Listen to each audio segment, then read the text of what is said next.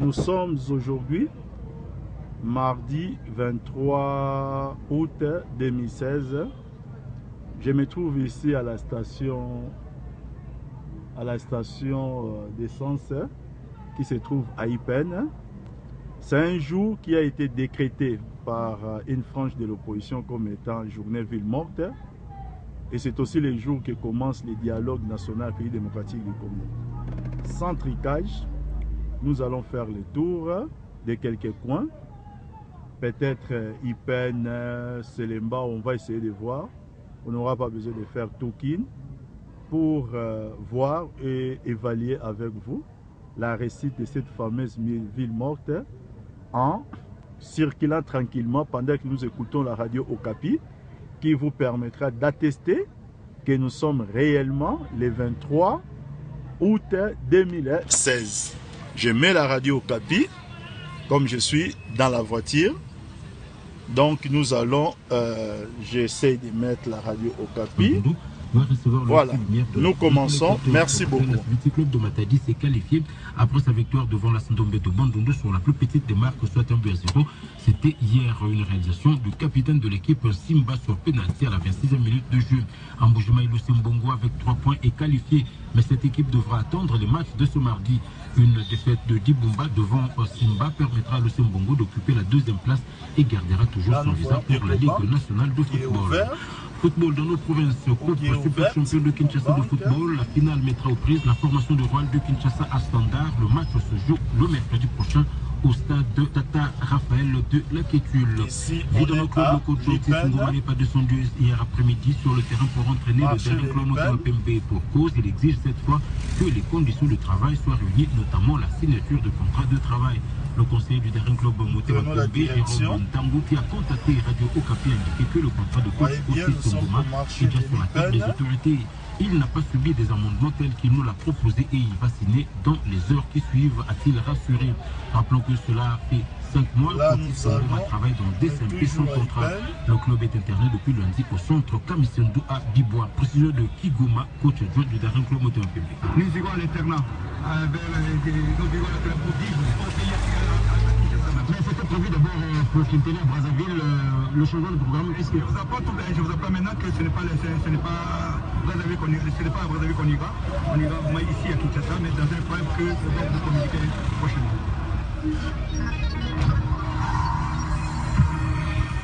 Coupe du Congo de basketball, enfin, la compétition s'est poursuivie hier au stadium des Martyrs de la Pentecôte. Seforbach a perdu devant le BC Mazembe chez les messieurs sur le score de 27 contre 56. Victoire de la même version de Lugene devant SCTP Mbanzangongo, score du match 79 contre 45 ans. La troisième rencontre a vu la formation de Neymar perdre devant SCTP Matadi 70 contre 71 après prolongation. 40 ans réglementaires, les deux équipes étaient en égalité, 57 points partout.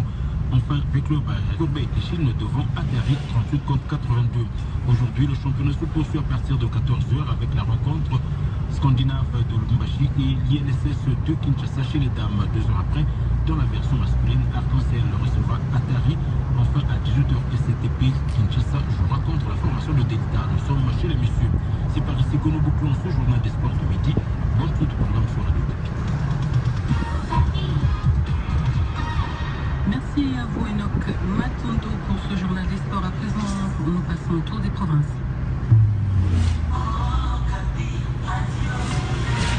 Toutes les infos de l'ensemble de notre pays.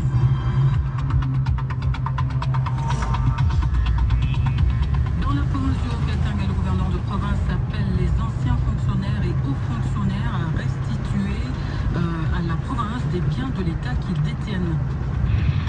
Et puis à Kisangani, c'est cette situation préoccupante 5 jours après le début de l'opération de démolition de maisons construites le long de la piste d'aviation de l'aéroport de Simisimi. Nous serons également dans ce tour de province à Kalemi, Kananga et Bounia. Merci de nous accompagner.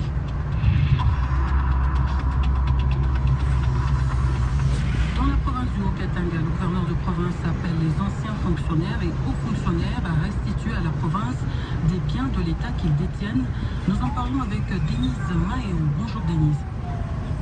Bonjour Bibi Moukonkoli. L'ultimatum lancé par le gouverneur vendredi dernier cours jusqu'au 31 août prochain, selon Jean-Claude Kabembe.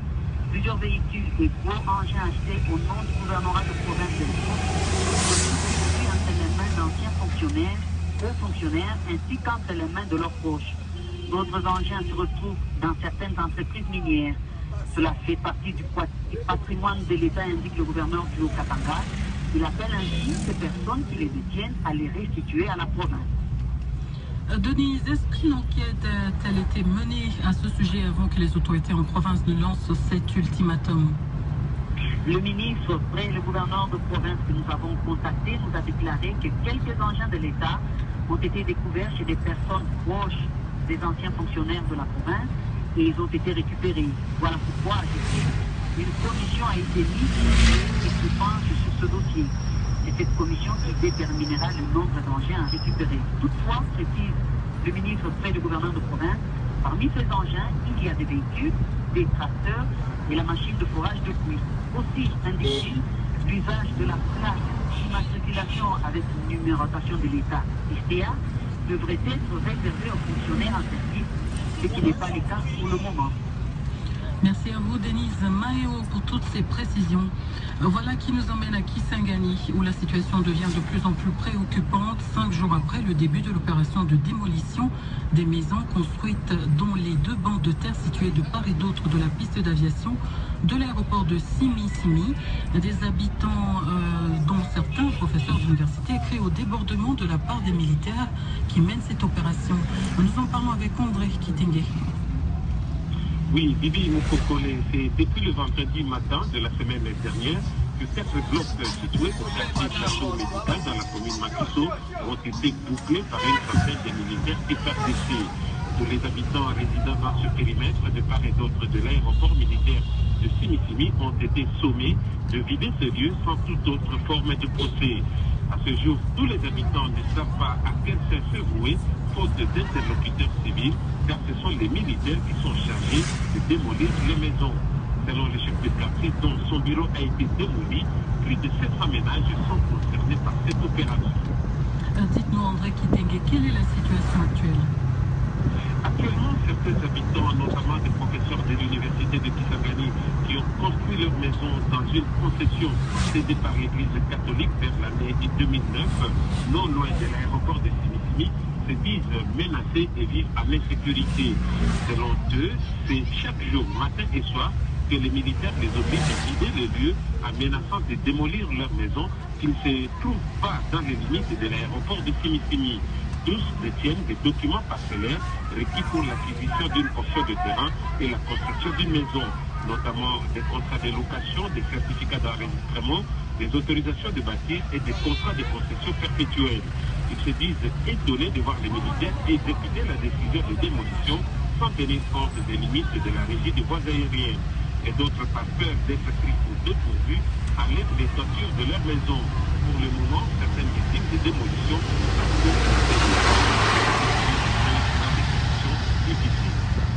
Merci à vous, André Kitenge.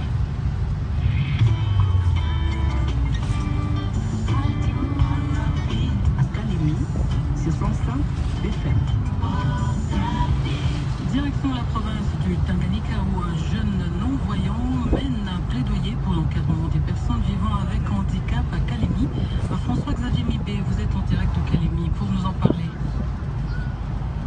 Ah oui, tout à fait. Il s'appelle Juma Machadiwa. Juma Machadiwa, c'est lui, le jeune homme non-voyant ou malvoyant, si vous préférez les dire congolais, d'environ 14 ans, qui mène un plaidoyer pour l'encadrement des personnes vivant avec handicap et plus particulièrement des personnes non-voyantes vivant à Kalemi. Pour sa petite histoire, c'était Epi, Juma a attrapé la nécessité totale dans sa première enfance à 7 mois à la suite d'une erreur médicale au cours d'un traitement. Et depuis, Juma ne sait jamais percevoir la lumière. Juma fait donc la section littéraire. Il est passé à la commission pour créer des plaidoyers afin d'obtenir un papier matériel dans la construction d'un cadre pouvant permettre l'encadrement des non-voyants. Un plaidoyer que Juma espère donc bien poursuivre dans les autres agences du système des Nations Unies jusqu'à l'obtention du cas des causes. Oui, dites-nous, qu'est-ce qui motive l'action de ce jeune non-voyant? Écoutez, interrogé sur la motivation de cette action qu'il mène, le jeune Djouma Majaliwa a déclaré qu'un cadre aménagé est une solution durable aux multiples problèmes que rencontrent particulièrement les personnes non-voyantes. Pour lui, la mendicité à laquelle se livre cette catégorie des personnes vulnérables est beaucoup plus favorisée par le manque d'activité. Une personne non-voyante pèse souvent lourd à la famille. La personne quand on le voit dans la maison, cadre aménagé doit permettre à toutes ces personnes de pouvoir bénéficier d'un encadrement sur différents métiers, d'ordre pratique, une façon de rendre cette fois-là productrice et responsable, à souligner les jeunes Djouma Majaliwa. Terminons pour dire que le plaidoyer du jeune rentre dans les cadres des activités de la journée mondiale de la jeunesse qui la communauté de Réseau célèbre le 12 août de chaque année. C'est une affaire à suivre. Merci François-Xavier Mibé de suivre pour nous cette affaire donc pour nos prochaines éditions. Et voilà qui met fin à ce tour de province. Merci de continuer à écouter Radio Okapi. Dans quelques secondes, vous aurez droit au point d'actualité. Merci de rester avec nous.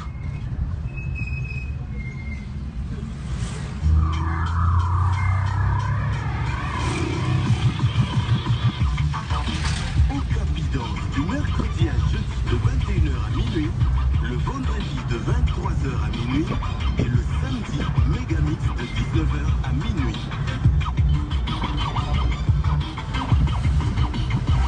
Okapi danse Nué, tous les mercredis de 21h15 à 22h, c'est la découverte des nouveaux talents, des nouveaux sons, des Congolais d'ici et d'ailleurs.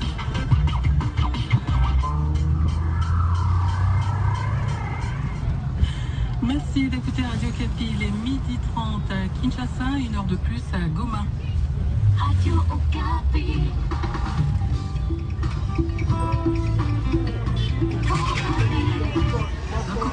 L'actualité en Ituri, où 3 villages en collectivité du Ardisoma dans le territoire d'Irumu ont été vidés hier lundi de leurs habitants. Il s'agit de Nongo, Ndete et Banumbata, environ 50 km au sud-ouest de Bunia.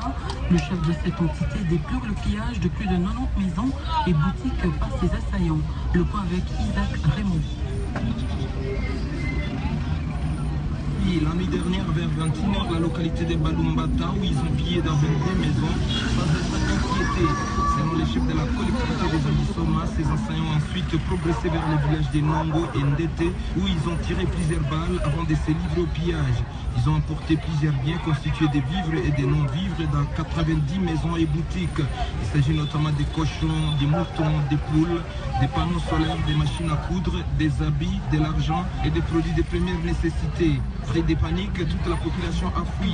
Certains habitants ont fui dans la brousse et d'autres ont trouvé refuge à Nyakoundé. Selon la société civile du territoire d'Irumu, les FARDC dont les positions sont situées à environ 10 km de ces 3 villages sont intervenus hier lundi matin pour sécuriser les habitants qui ont commencé à regagner leur milieu d'origine. L'autorité coutumière locale recommande l'augmentation de l'effectif des militaires pour dissuader les miliciens et protéger la population. Bounia Zakre Moyope, Radio Okapi.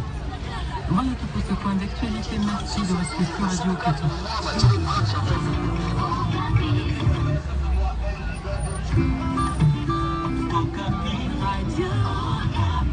Actualité internationale. À la présentation, Dako Tambikila, bonjour.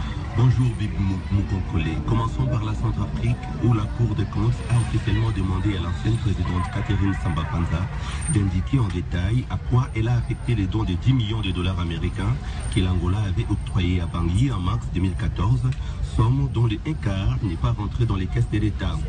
Si d'ici à 2 mois cette demande devait rester lettre morte, le dossier serait alors transmis à la justice centrafricaine, a menacé lundi la Cour des comptes centrafricaine.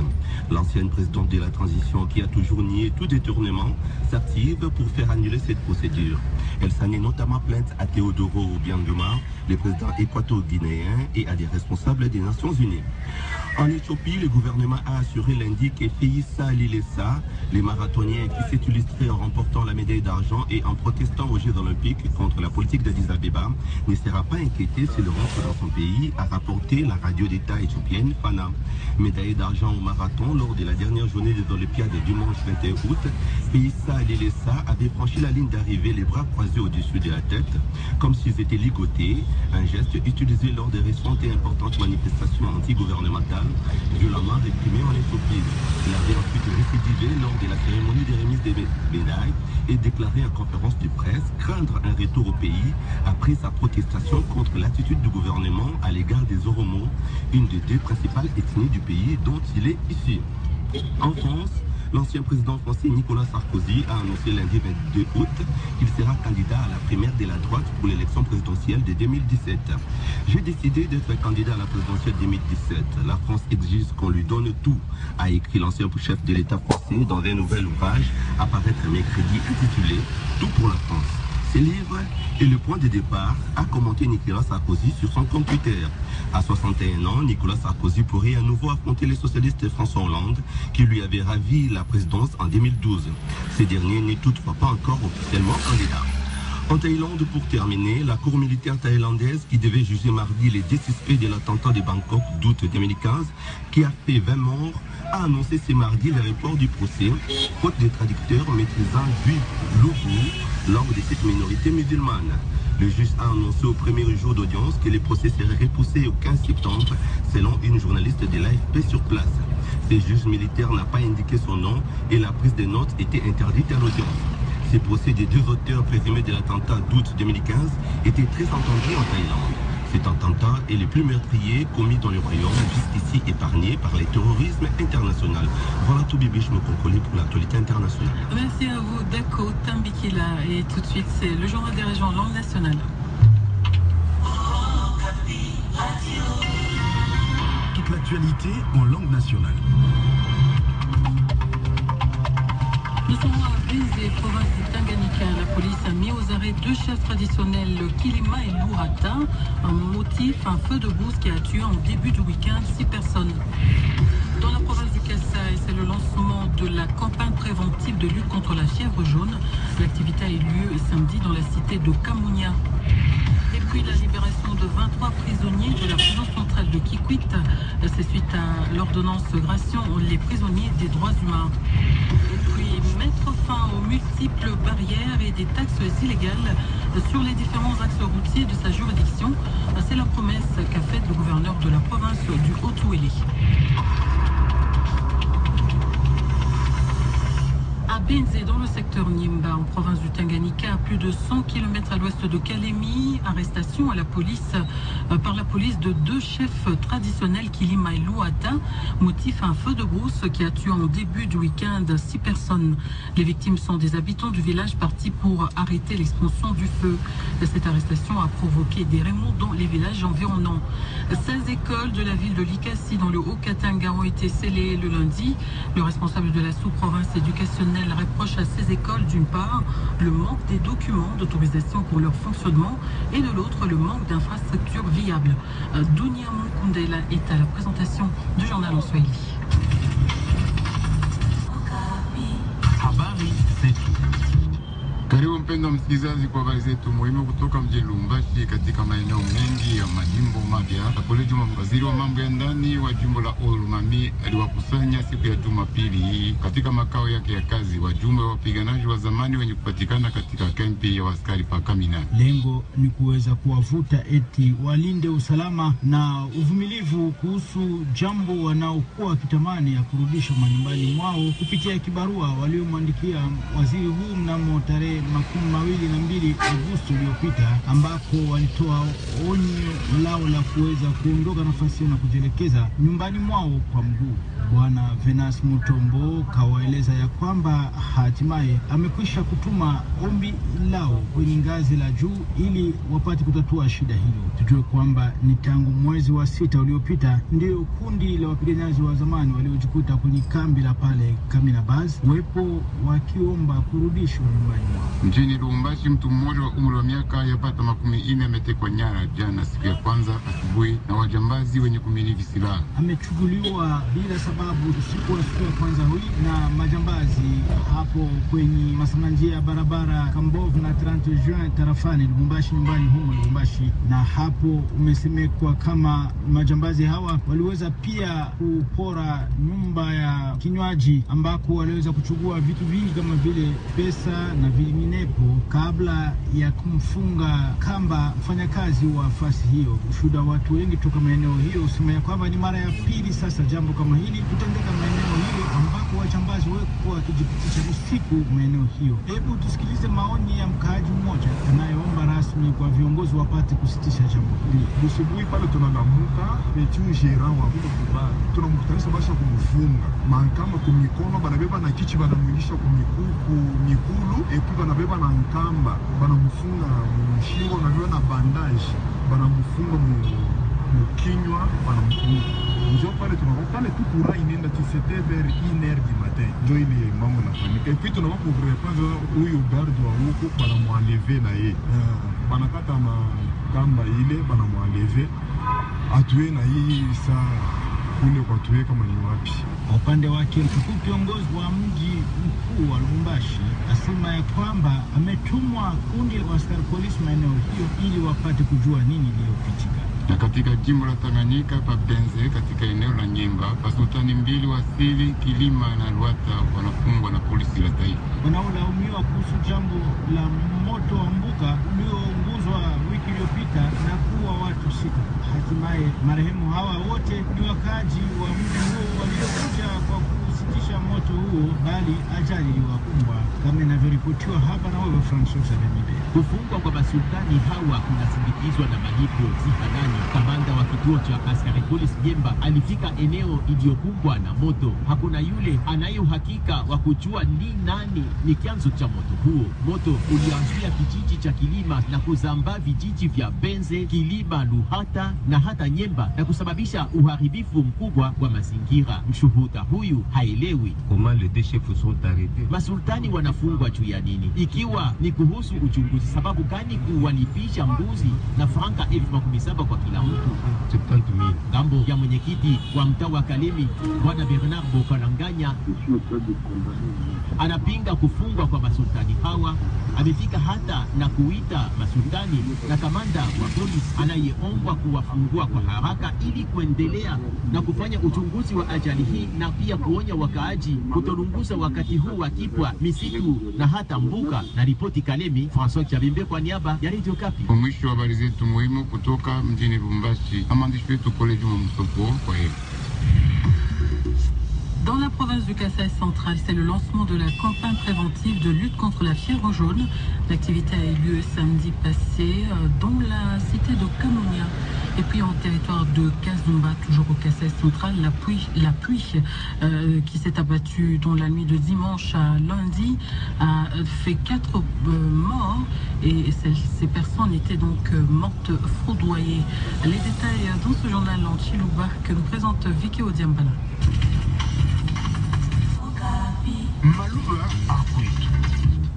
Batato bama mumshika kuna sana asha nukola ibonspo nungumu ya munda munya manelo muteritora Kazumba ku Kasai Central mumvulovu muloka mubutu bwa kucha muji bwishaleji bantu banayi bavo bafukunkuba Andre Kamal Mujana bantu badibashipa bambaba mwikala kulukule ne bana bende babiji bavikala munzu kuchikondo chichiva mvula mubange bajiji bokubeji bakumeni mbafilani mpobwabo balo mumbwenzeke muso kwa shamatemu mu secteur wa muswaso mu territoire wa Kazumba pa bulo bwa kilomita makumi pabipi na 9 ni chimenge cha Kananga apa bwapajimbule mutu ajijapa mkuba itubwalu bukole mukasai kadi bamanyi bamukanda batu baleje ni nkubeji abunyi mukasai bwalbwani mbuloba ujibwekali ntubande to abunyi kadi mucheno kwetu katu tuturubita babito tutude tuleje ni kuba bajiba itimina muntu bajimukale nubwalu katika tani bamanyi bwalusekelwa kwa shamateu chichenzeke chidichi ni lunketu lushilwikala lwejibwa wakumanyi ni bajibafu aba mbafwa wabwalu kai mutumeno cha Kananga kushala mbingu bijibwa sebeloni badla subaje tupo kilipotoa cha kulonga kadri mutumenye chitu la satupia tu abaje kadila jitu enda tumena bubowa umisesomene namba te kubimanyuni bijibuleje ni bajiba funda bana utulasa bajivulani ya tulasa tuatujashila jijijilele la Mukananga comme par organisation sukujanu jibaya bafunde bwani inscription anji funde jaban mukalasa ni baje bafunde bana baje makulu kubwele mukalasa jimwaji miko miabo kwani nashumana tulasa twansonto na shikoni menu muna kuru mwabu jibani bendele to anikwenzi bwani ni bateka tulasa ni bako abantu bakaji meni bende kujumana toni nzubu ya kulala umonye nyikari tulasa butu kubantu balajila miko abumene idi chipesi chikari tulasa chiko abu kwa mwene meni tulasa byonso ebi bijibenzibo mula mataji mutangile kaye wakula kubwala na shibumu bwani bana babwele mutulasa to tukale ni kuru scolaire mushindu tukikari babyambato ni byo bifana na shimeni ni bitanda bya malo nzambi ni farmasi ya jisumishira jamanga yijimikale biendan bivulangana kakwiji na shijumwa jambula mataji Tomash Kadwa semu province wa Kasai bavoto ajijemu disama mujisha le midimu ya jifele jabisa lubo ajilusha disama ja fièvre jaune mosite wa Kamonyi. Mijimo ivemi kumine kabobo kache mujisambo mbujilolo musite wakamonye pa kilomita makumani mutekatini itano ni chimenga cha Chikapa. Byose bivenze ke kubulomboji wa muvena wa province mpya wa Kasai.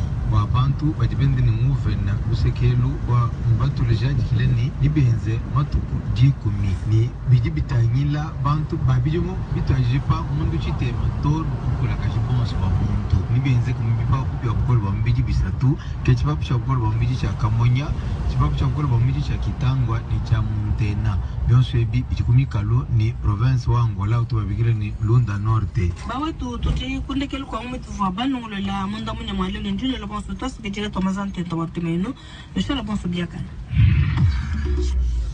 Rendons-nous dans la province du Kwilu. 23 prisonniers de la prison centrale de Kikwit ont été libérés le week-end suite à une ordonnance de gratification. Les prisonniers des droits humains, parmi ces libérés se trouvent 11 militaires et 12 civils.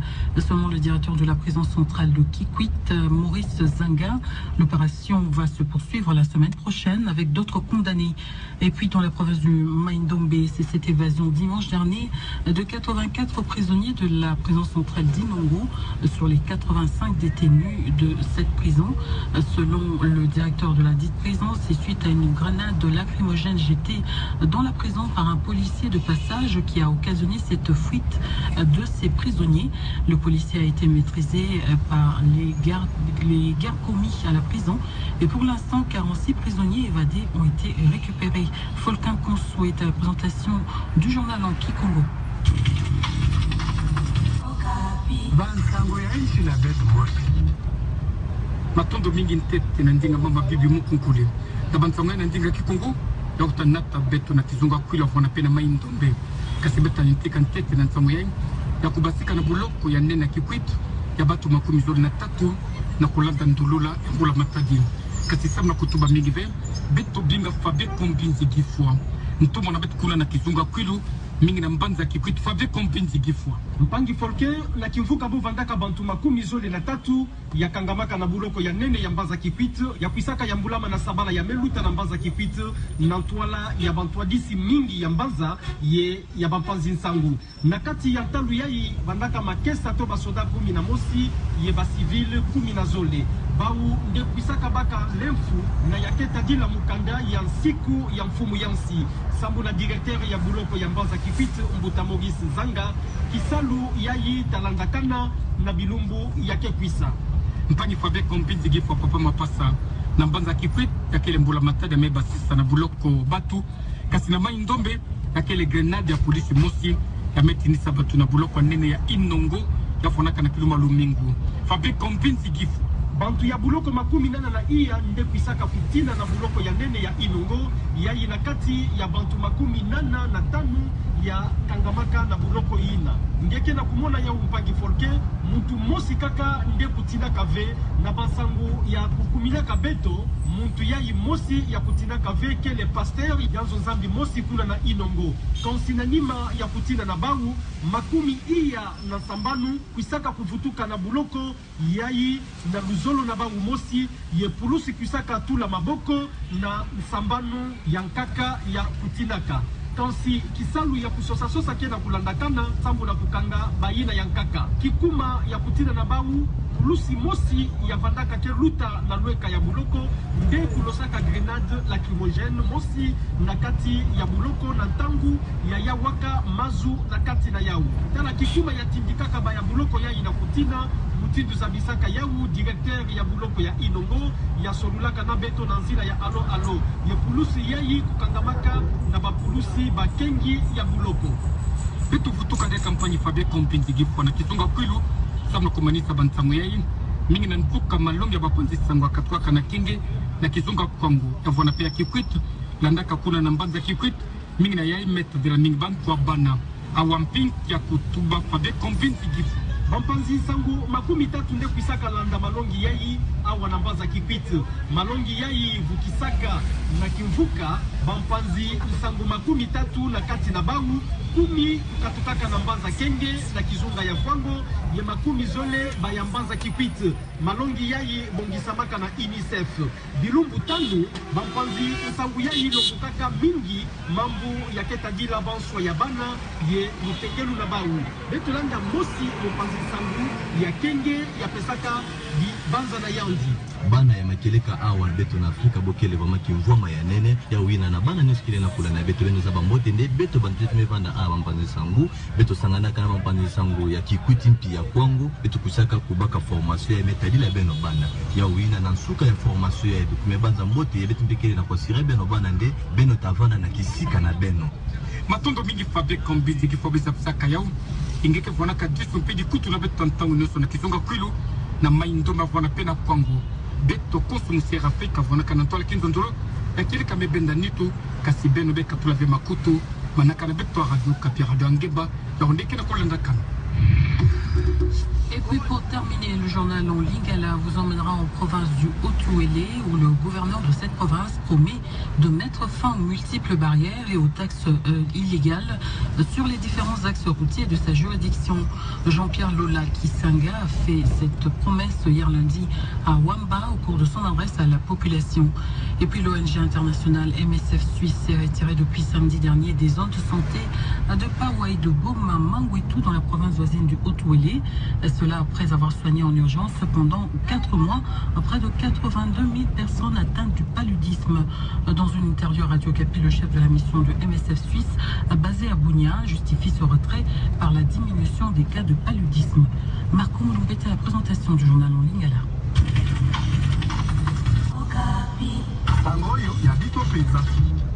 Mbote na bayeba kolanda biso na Haut-Ouélé pe bipai na bipai tokomi bongo eleko ya kosangela bino sango na biso ya zanga eye tokozwa lisali ya wabiso Dorcas Kanku uta engomba Kisangani na yango tobandi na sango ya mokambi ya etuka Haut-Ouélé oyo awuti kokamata boko mikano mitali bopekisi bandelo onzela maloba omboka yo ndeko Dorcas Mbote tata moyangeli etuka ya Haut-Ouélé mwana mboka Jean-Pierre Lola Kisanga kani kosukisa likambo ya barrière pe bokongoli taxi ya moyibi au Haut-Ouélé ayebisaki yango me mosala moko moye ontango azalaki na masolo na bayimboka kuna owamba ye akani pe lisusu kotia barrière po ya mbula o bakilometre 15 iso po ya kobatela balabala eye bazali kobongisa misolo mingi. Tozali mpe na sango ya ndako ya kelasi ya Institut Bandulunga eye etongami mpe ezongisami na maboko ya coordonnateur ya bitelo ya yamba ya bamisioni.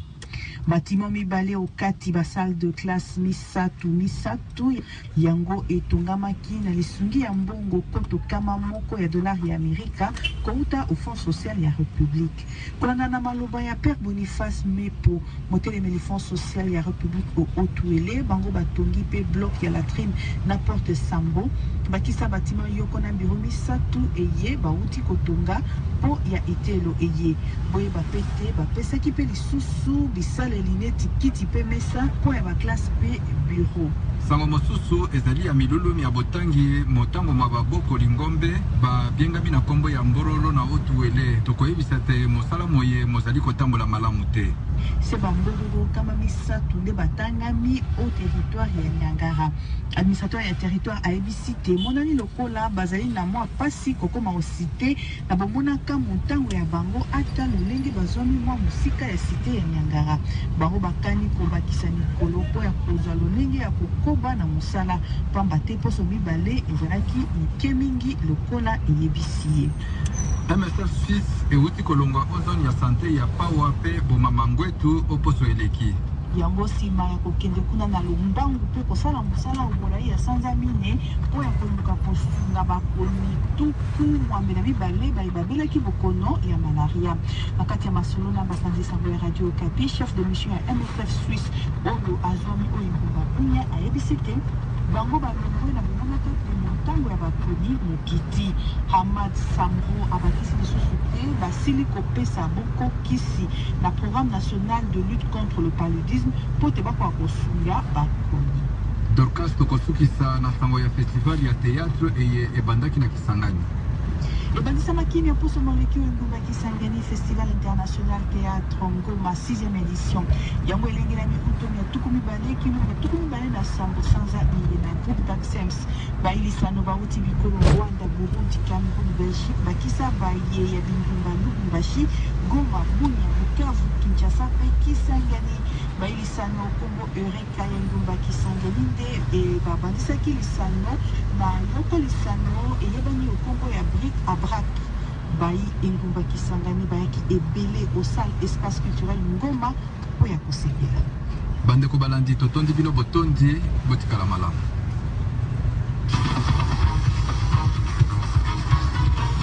Retrouvez toute l'actualité en langue et le tour de province cet après-midi à partir de 17h dans Okapi Soir.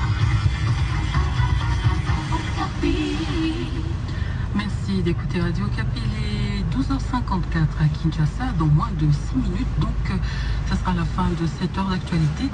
L'actualité continue donc pour ce moment. On poursuit avec la synthèse de journaux quinois que nous propose Onizim Mukendila. La revue de presse. Le journal Forum des As annonce confirmation hier d'Edem Kojo devant les ambassadeurs au sujet du dialogue. Le comité préparatoire démarre ce matin. Pour sa part, le quotidien La Référence Plus signe en manchette comité préparatoire du dialogue national. Edem Kojo lance les travaux aujourd'hui. Aux antipodes, le tabloïd de la prospérité titre dialogue en RDC, Tshisekedi, Kojo, divorce consommé. En croire la consoeur, le facilitateur Edem Kojo jouit de la confiance de l'Union africaine et de la MONUSCO qui s'est engagé à accompagner la CD dans l'opération d'enrôlement des électeurs dont la fin n'est pas envisageable avant fin 2017, conclut le tabloïd. Pendant ce temps, le quotidien du groupe L'Avenir lance halte à l'opposition négationniste. Par ailleurs, Forum des As revient à la charge en renseignant que le comité des sages conseille à Edem Kojo d'éviter d'imposer sa volonté. En outre, la prospérité titre Dialogue national inclusif MR, Clément Kankou exige la poursuite de libération des prisonniers politiques. Pour clore, le journal Forum des As met en vedette l'immédiat, la police disperse les combattants de l'UDPS. Selon le confrère, la police a dispersé hier, en fin d'après-midi, à coup de sommation, des combattants de l'UDPS massés à la permanence du parti à la 11e rue dans la commune de Limete. Le tabloïd précise que ce face-à-face entre policiers et combattants de l'UDPS est survenu à la veille de la journée ville morte décrétée par le leader Maximo aujourd'hui mardi. En brûlant des pneus sur la place publique, estime le quotidien, les jeunes tshisekidistes préparaient ainsi manifestement les esprits à la manifestation de ville morte de ce mardi. Voilà qui met un terme à cette revue de presse. Merci de nous rester fidèles et à demain, si Dieu le veut.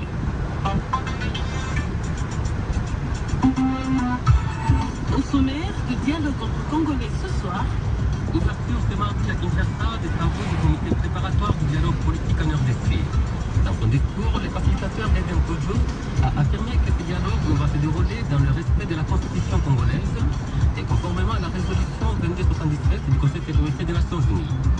Ces travaux démarrent sur fond de l'appel à la journée ville morte, décrétée par le rassemblement, une des factions de l'opposition. Pour l'analyse faire de cette situation, vous voulez participer à l'émission, laissez un commentaire ou poser une question en écrivant à dec@radiocapi.net, appelez au 081 890 5488, envoyez un SMS au 081 77 88 170, laissez un commentaire sur la page Facebook intitulée Dialogue en Congolais-Radio Capi. Et n'oubliez pas de joindre à tous vos messages et numéros de téléphone par lesquels nous pourrons vous appeler en cas de besoin. Le rendez-vous est donc noté pour 19h15 heure de Kinshasa sur Radio Capi. Guy Maté aura le réel plaisir de vous présenter l'émission Dialogue entre Congolais. Nous allons tout doucement vers la fin de cette heure d'actualité. Tout de suite après le point d'actualité de 13h, vous aurez le droit je voulais dire que tout de suite après le point d'actualité, Agathe Mpona et toute son équipe viendront vous tenir compagnie dans le magazine Découverte. Ce sera pendant 3 heures. En attendant, donc, avant d'en arriver là, je vous propose cette petite pause musicale.